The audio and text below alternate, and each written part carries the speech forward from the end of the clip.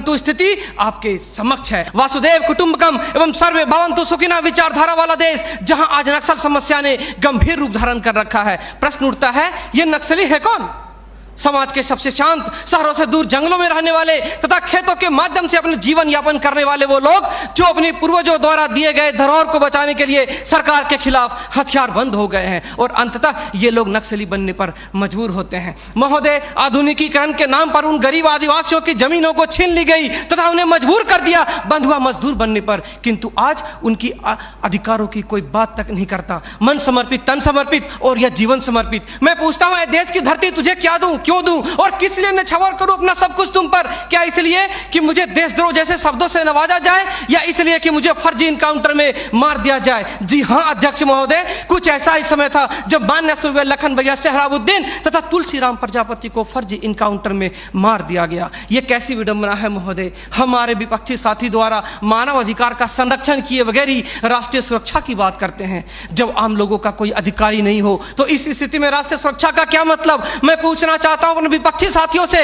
वे किस राष्ट्रीय सुरक्षा की बात करते हैं? पुलिस हिरासत में अत्याचार व मौत, उन्नाव केस, किसानों द्वारा आत्महत्या या बिहार के शेल्टर होम में हुई मासूम बच्चों के साथ दरिंदगी, क्या यह है राष्ट्रीय सुरक्षा? राष्ट्रीय सुरक्षा का अर्थ सिर्फ सीमा की सुरक्षा नहीं बल्कि सीमा के अंदर रह रहे व्यक्तियों की सुरक्षा से भी है। अपने हक को मांगे जाने पर लोगों को नक्सली तथा आतंकवादी करार दिया जाता है तथा यह सुरक्षा देने वाले पुजारी आईपीसी की धारा 124A के तहत गिरफ्तार कर उन्हें देशद्रोह का मुकदमा चलाते हैं, फिर फर्जी इनकाउंटर में भी मार गिराते हैं। जबकि सुनील बत्रा बनाम दिल्ली प्रशासन में माननीय न्यायाधीश ने स्पष्ट किया है कि फर्जी इनकाउंटर हत्या के समान है।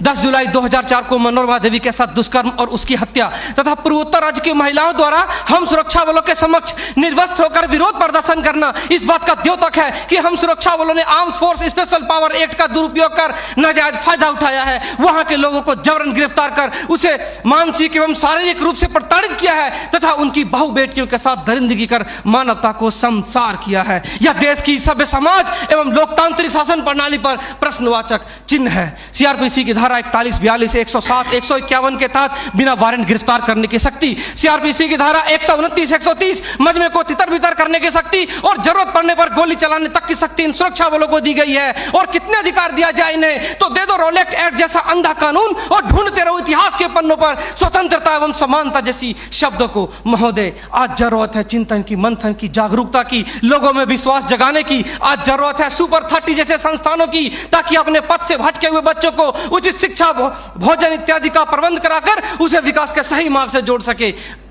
अंत में फैसला माननीय निर्णायक मंडल के पर छोड़ते हुए गुरुदेव रविन्द्रनाथ टैगोर की इन पंक्तियों के साथ मैं अपनी वाणी को विराम देना चाहूंगा कि मैं जीना चाहता हूं इंसानों की फौज के बीच में, मैं जीना चाहता हूं उगते सूरज की किरणों के बीच में, सुंदरता और सुगंध के बीच में। मेरी इच्छा है काश मिल जाए मुझे थोड़ी सी जगह इन जीने वालों के दिलों के बीच में। जय हिंद।